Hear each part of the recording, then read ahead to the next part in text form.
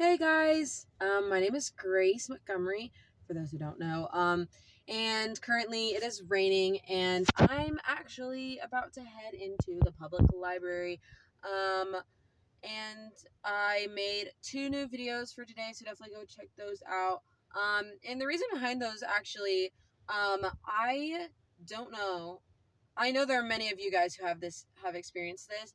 Like, have you ever listened to a song that you've heard before, but then out of nowhere when you hear it, it's just like, have they been spying on me? Like, this is exactly like twinning with me right now. Like this music has twin tuition with me or something. Like it's crazy. And so the two songs that I sent, that I'm going to send on my channel, are a few that have recently, Gratitude, that one by Brandon Lake. It's like, I have nothing to complain about. Like, last year, if you were to ask me, I'd probably be like, oh, there's this. We moved from Arizona to Alabama. Like, I have no friends. Like, I would just be a list of complaining stuff.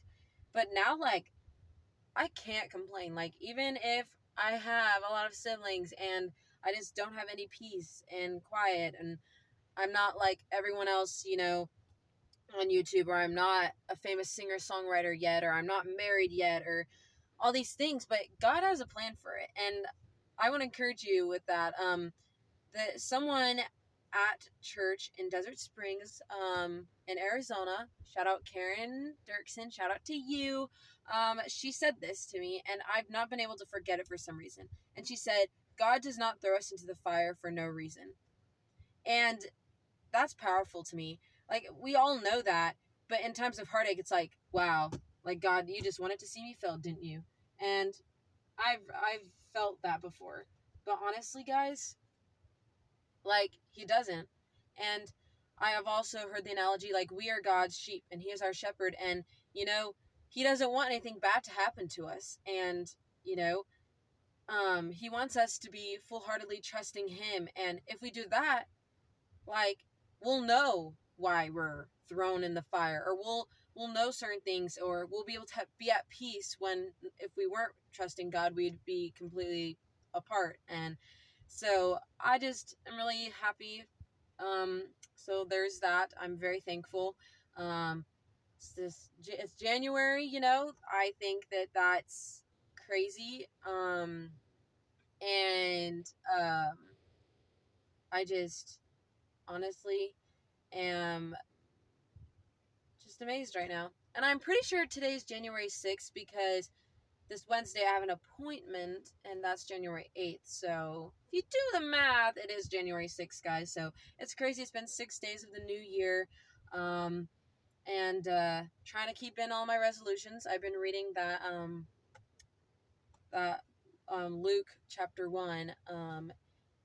So if you don't know what I'm talking about, go look at my channel, because it is definitely a resolution you should do as well. And Luke was in here, but he just got asked to a shift for work opened up, so I'm gonna pick him up in a few minutes, or not a few minutes, in a few hours, and then we'll go back to the library together, because that's where we're headed together. And then I have work tonight, so yeah, the good old working days. I'm working all night this week, and so thank you, Jesus, for that, because I'm starting to realize I'm thankful for so many things. Like, I'm thankful that, like, I work, I have money, I have a house, I have friends, um, I'm in a godly home. Like, there's so many people who do not have that, and I know everyone says that, but it's like, I'm just in awe. Like, God did not have to give me a family, because, like, I've been thinking about it. And for those who don't know, I'm adopted. So if you want to know more about that story, even though I feel very vulnerable and, like, feel very, like, insecure about it, but you know what? It's time to share. It's something that I feel like can connect me with my community and everyone else. And so, and I know there's other people that are adopted out there too. So I want to be a help and encouragement and a blessing and a gift of grace. And so, yeah. And being adopted, I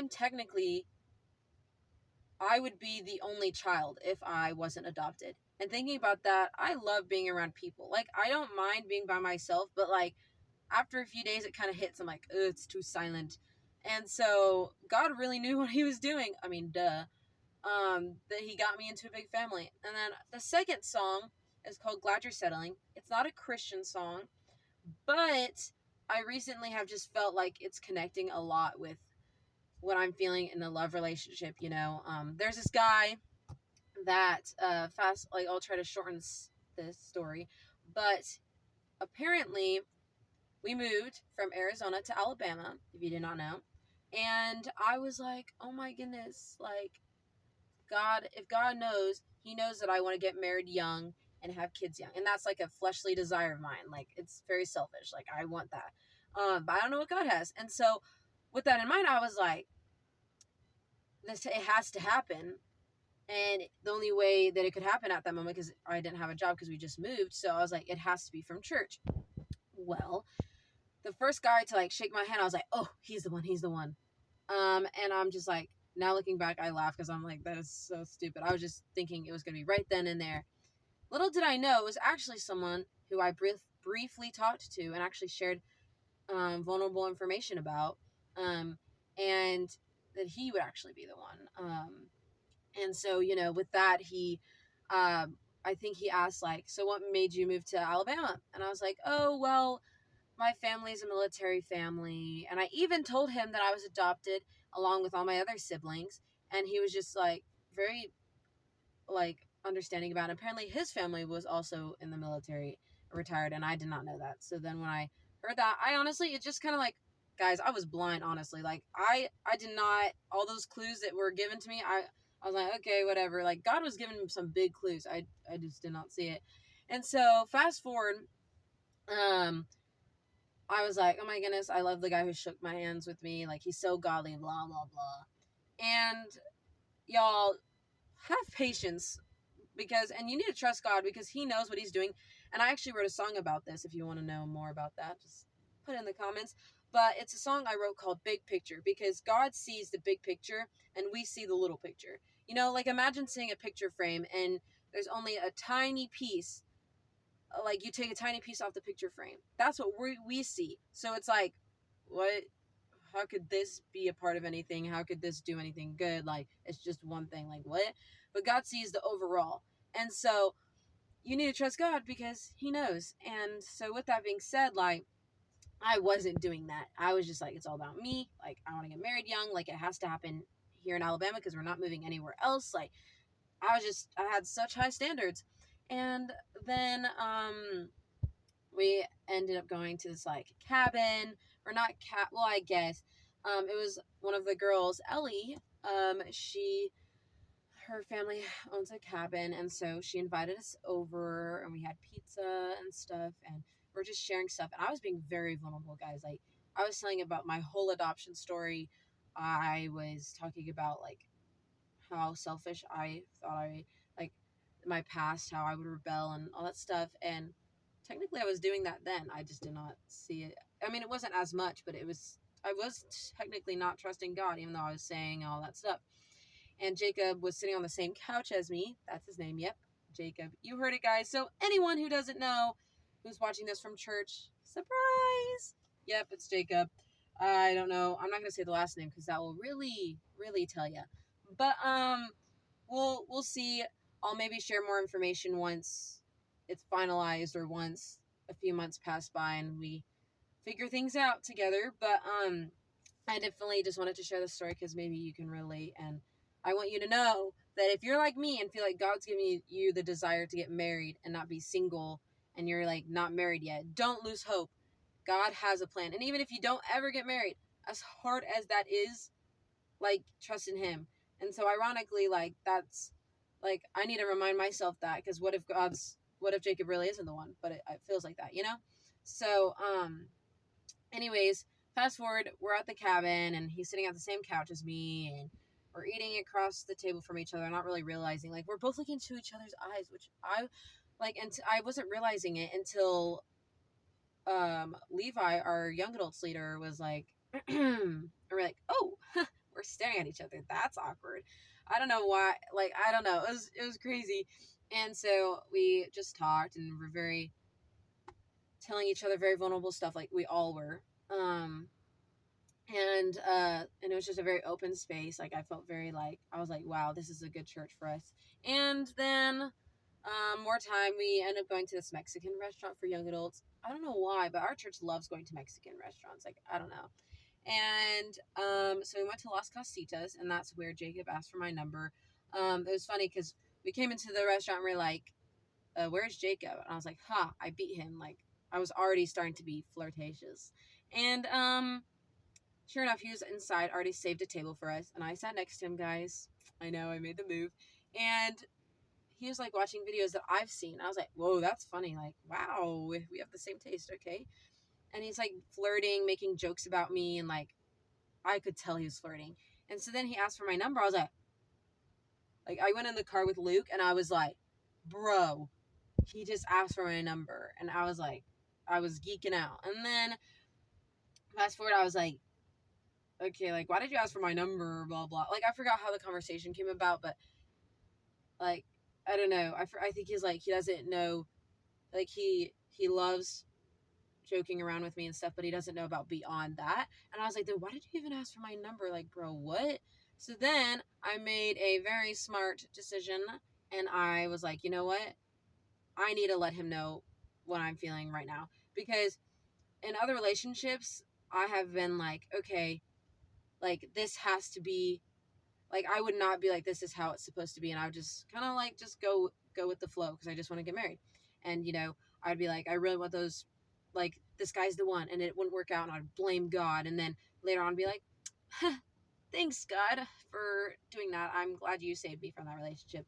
But with that said, like I didn't um with the previous guy, it wasn't a relationship yet. It was just like I was like, hey, like I kind of like you, like we could just be friends, but like I just wanted to let you know. And he's like, and I was like, I'm sorry if that's embarrassing. And he's like, girl, it's not embarrassing. Like in our culture, everyone makes it seem so embarrassing to like let someone know your feelings, but the truth is like it's good to do that because then they know firsthand, and you're not letting it like continue and like whatever. Because if I didn't ask him that, I would just keep thinking, oh, does he like me? Does he like me? And so with Jacob, I was like, okay, I need to like put my foot down in a sense and tell him what I'm feeling about him, about myself, like anything. And so when he said that like he wasn't sure about beyond that, I was like, okay, it's either a yes or no. Like I'm not going to hold on to this and keep holding on to this if you don't even like me. I don't want to, but I'm not gonna, because for me, I hold on to things. Sometimes I get a little bit obsessive over certain things, and like especially because I might want it my way and all that stuff. And so I was just like, okay, like if I don't move on, like if he doesn't like me and I'm holding on to this, that's very unhealthy. Like I'm just hurting myself. And so I was just like, hey, like it's either yes or no. And it took him a while. I was like sitting here in the car, like, hurry up, like, and he responded and he said, let's give it a shot. And I was like, that's not the answer I kind of wanted, but it's yes in a sense. So yay. And so he ended up, meeting my family, and I went to his house for Thanksgiving, and he was the first guy to hold my hand, to hug, to do a lot of other things. That'll spare you the grossing. It's not gross, but I mean, who wants to just hear about lovey-dovey stuff? So, yeah. So that was a blessing from God, and I feel like it's really bad to have boxes to check about a certain person you want, but like I wanted a guy who isn't embarrassed by my past, as in being adopted, and like we like I don't feel embarrassed around him. Like I don't feel like I have to hide like everything, or like I feel like I can be myself. Like I can be silly, and they won't be like, oh, you're weird, and that they would love being around my sibling, because I have a lot of siblings and they're crazy. And if you don't know how much I have, 7. Yeah, I know, you heard me right, 7 siblings. And so I'm like, he would have to be okay with that too. And like, so I would, and then I was like, I want him to have a similar kind of, like, be similar to me in a sense, because then like he'll understand certain things. And Jacob happens to be in a big family, military family, like I said before, just like us. And In my other relationships, the guy never met everyone in the family. They maybe met one and maybe my parents, but never really any of that. And so Jacob's family met all my family, and they apparently go to the same high school like Jacob's brothers, and so do mine. So it's really neat. And something came up, and a miscommunication, and which happens to be a song I wrote a long time ago. I was singing it the other day while walking, and I was like, huh, that's funny. So yeah, with that said, there's a miscommunication in the air right now. But here's a funny thing: we're giving each other space, but we're not giving each other space. If you feel me, I don't know. So we'll see. I've been talking to my besties, um, and they've been giving some good advice. They actually, one of them, without really knowing, she gave me a Christian dating book, and I've been reading that, and I'm like, why didn't I have this before? There was a miscommunication. So hopefully Jacob and I end up becoming together, because also, guys, with all the other relationships, I've obviously been like, oh, he's the one, blah blah, and it didn't work out, and it started a spiral effect. But like now, I'm like, I know he's the one. Like I'm not gonna say 100% sure because I'm not God, but like I'm at least 99% sure he's the one, because it's more than just a feeling. Because feelings change, and so yeah. Now you know a lot about that and stuff, and I wanted to document this too because I want to look back and kind of remember certain things. If you want, I can tell you more in detail about certain stuff, but that's kind of like the overall stretch. So, and I also wanted it to be encouragement, because I know there's people out there who feel like, oh, I'm never gonna get married, or oh, I like this guy, I don't know if he's the one for me. So definitely pray about it and just be thankful where you are, be content, and God will show up in His own timing, and His timing is beautiful. It might feel agonizing to wait, but waiting is where we see the more fruit. And so, yeah, that's kind of in the season I'm in right now. Nothing to, yeah. So now you guys know, and I will be making some more videos, and yeah. But until then, God bless y'all. Bye.